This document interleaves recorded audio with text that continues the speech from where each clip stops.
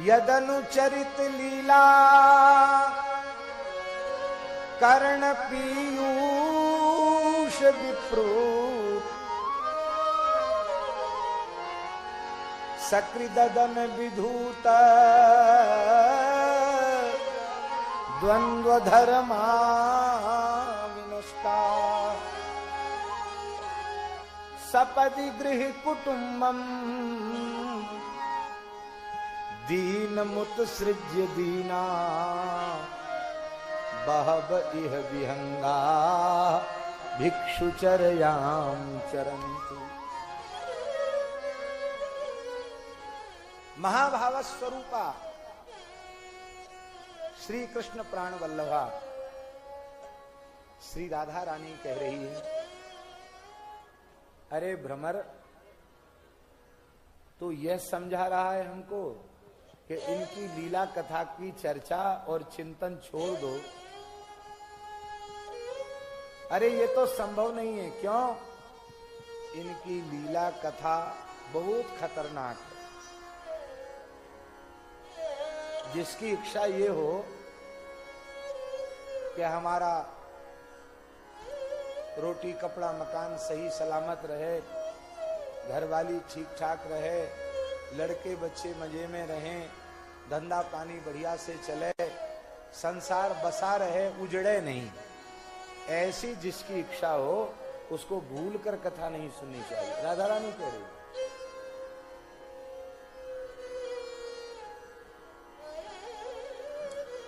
सुननी भी नहीं चाहिए, कहनी भी नहीं चाहिए।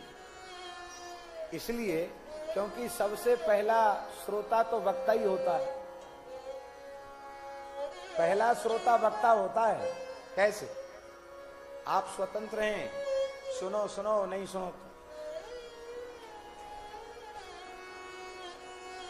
अथवा दिल्ली बंबई कलकत्ता कहीं घूम आओ अपने मन से, और हम सो जाएं और हमारा मन कथा कहते समय दिल्ली बंबई घूमने चला जाए तो बोल पाएंगे? बोलो। तो वक्ता प्रथम श्रोता, वक्ता प्रथम श्रोता है। बस ये भाव और भीतर से बना ले कि हम अपनी कथा के प्रथम श्रोता हैं। जैसे श्रोताओं पर कथा का प्रभाव पड़ता है, ऐसे भैया पहले श्रोता पर भी कथा का प्रभाव पड़ना चाहिए। जो हम वाणी से बोलते हैं वो हमारे व्यवहार में आना चाहिए। इतना विचार और वक्ता कर ले, काम बन जाएगा। ऐसा हो जाए तो अलग से साधन की भी जरूरत नहीं। भैया ये माया इतनी विचित्र है, किसी के संग जाने वाली नहीं है, फिर तुम क्यों माया के आकर्षण में बंधे हो? यदि कथा कहने में और सुनने में ईमानदारी से कहा सुना गया और कहीं एक बूंद का चस्का लग गया लीला का, नाम का, कथा के रस का, तो राधा रानी कह रही है तुम्हारा बसा बसाया संसार उजड़ जाएगा, सारे द्वंद्व धर्म नष्ट हो जाएंगे। फिर तुम जब संसार के किसी लायक नहीं रहोगे तो अनुमति भी नहीं लेनी पड़ेगी कि हम घर छोड़ के बाबा जी बने कि न बने। आज संसार के लिए अनुपयोगी सिद्ध हो जाओ,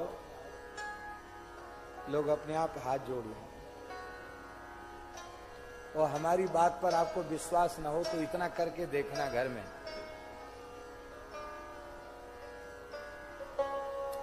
न तो कुछ शरीर से काम करो, न कुछ कमा के लाओ,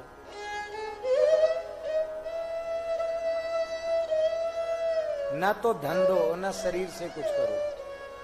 सबको बुलाकर कह दो कि देखो भाई, सबसे श्रेष्ठ मन है, और हमने 16 आना मन आप लोगों को दे दिया।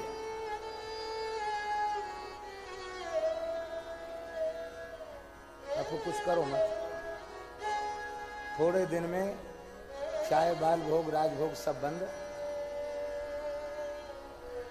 और घर के लोग सर्वसम्मति से कहेंगे कि बाबूजी हमें आपके मन की बिल्कुल जरूरत है,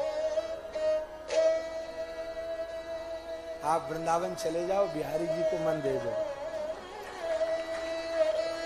हमें तो तुम्हारे शरीर से कुछ कमा के लाओ, शरीर से कुछ काम करो, धन कमा के लाओ, घर की आवश्यकताओं को पूरी करो, बस हमें तो इतनी जरूरत है, मन की हमें जरूरत नहीं है। पर दुख की बात है, भगवान को धन दिखाता है मनुष्य, 10, 20, 100, 50 रुपया फेंक कर समझता अरे भाई वे लक्ष्मीपति हैं, तुम्हारे 1500 रुपए की भेंट से भी क्या उनका बनने बिगड़ने वाला है। शरीर संसार की, धन की और शरीर की आवश्यकता संसार को है, भले ही उससे संसार का व्यवहार पूर्ण करो, पर मन भगवान के चरणों में दे दो। भैया जब संसार के लिए अनुपयोगी सिद्ध हो जाओगे तो संसार के लोग अपने आप उपेक्षा कर देंगे, उन्हें यह पता चल जाएगा हमारे किसी मतलब का नहीं, मतलब का होगा ना तो मरता हुआ होगा हॉस्पिटल में तो भी कहेंगे डॉक्टर से ऐसा इंजेक्शन लगा दो होश में आ जाए। क्यों? लिखा पढ़ी करानी, अंगूठा लगवाना, आखिरी बयान दर्ज होने, स्वार्थ होगा तो। और पिताजी ने पहले ही सब दे दिया, कुछ बाकी नहीं रखा, अब न मरे में न जिए में। अब तो सुप्रीम कोर्ट ने भी कह दिया कि ऐच्छिक मृत्यु का अधिकार है, तो सुप्रीम कोर्ट ने भी कह दिया। इसलिए भैया तुमको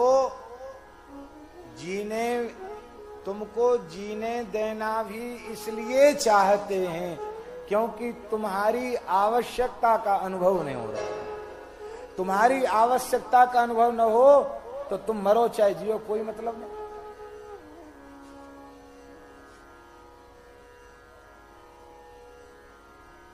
अरे भाई कब तक संसार के लिए उपयोगी बने रहोगे? अब एक बार तो ठाकुर जी के लिए उपयोगी सिद्ध हो जाओ। धीरे धीरे अपने मन को, अपनी इंद्रियों को लोक व्यवहार से उपरमित करके इधर मन लगाओ। संतान यदि नहीं संभालना चाहती है तो भी घोषणा कर दो, बरबस राज सुतहि नृपदीना, नारी समेत गवन वन बरबस। हम मर जाएंगे तो नहीं संभालोगे क्या? समझ लो हम मर गए हैं, अब हमें भजन करना है, अब हम धामवास करेंगे, अब हम संतों की शरण में रहेंगे। जो हुआ सो हुआ, पर अंत बनी सो बनी, ये निश्चय करना पड़ेगा। रमैया की दुल्हन लूटल बाजार, रमैया की दुल्हन माया, रमैया की दुल्हन लूटल बाजार, ब्रह्मा लूटे शंकर लूटे, नारद मुनि के परी है पिछाड़। श्रृंगी की मिंगी कर डारी, पारासर के उदर बिदार, कबीरा बच गया साहिब दया से। साहिब माने सदगुरुदेव श्री रामानंद स्वामी जी महाराज। कबीरा बच गया साहिब, साहिब माने सदगुरु दया से। क्या सदगुरु की कृपा है? बोले शब्द डोर गही उतरा पार। गुरुजी ने जो नाम सुनाया था वही शब्द की डोर पकड़ के मैं भवसागर से पार कर। यहाँ किसी की उपेक्षा निंदा में तात्पर्य नहीं है, यहाँ तात्पर्य यह है कि चाहे जैसा जीव हो, चाहे जिस युग में पैदा हुआ हो, सदगुरु का आश्रय ले, तो निश्चित वह माया से मुक्त हो जाएगा। बोलो भक्तवत्सल भगवान की जय जय।